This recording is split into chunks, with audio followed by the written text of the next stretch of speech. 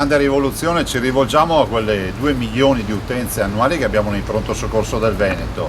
Una rivoluzione epocale, visto e considerato che c'è un nuovo approccio rispetto ai servizi, alle informazioni e, diciamolo fino in fondo, a nuove figure professionali che saranno proprio tra i pazienti nella sala d'attesa. Va a risolvere un problema cronico, insomma, quello dell'attesa che poi le persone vivono nel pronto soccorso. Guardi, noi siamo i numeri uno a curare i cittadini, diciamolo fino in fondo. Ricordiamo che abbiamo circa 13 milioni di prestazioni all'anno tramite pronto soccorso, però poi magari il cittadino dice ero lì, ho atteso tante ore e nessuno mi diceva niente.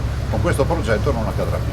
Ascolti Presidente, oggi brutta giornata, maltempo, neve, c'è un secondo blackout nel giro di nemmeno un mese, questo è vergognoso, insomma.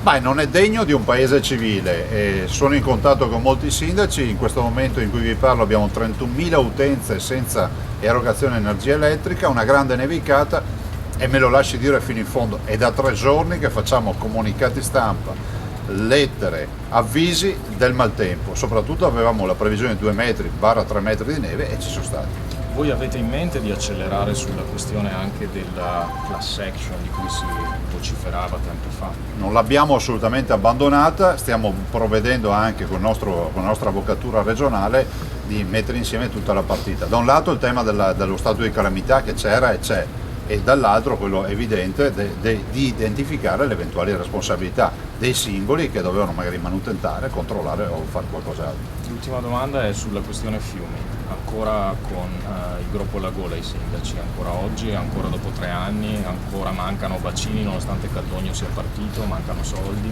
Ma guardi, il gruppo La Gola ce l'ho io perché sono io poi quello più preoccupato, visto e considerato che poi venite a me a chiederlo.